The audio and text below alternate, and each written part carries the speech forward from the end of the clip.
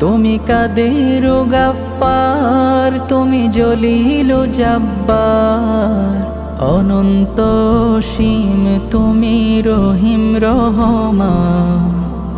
আল্লাহু আল্লাহু, তুমি মাটির আদমকে প্রথম সৃষ্টি করিয়া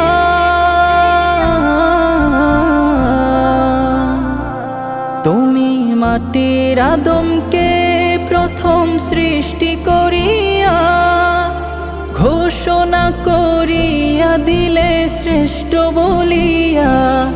তাই নূরের ফেরেশতা করে আদমকে সিজদা, তাই নূরের ফেরেশতা করে আদমকে সিজদা।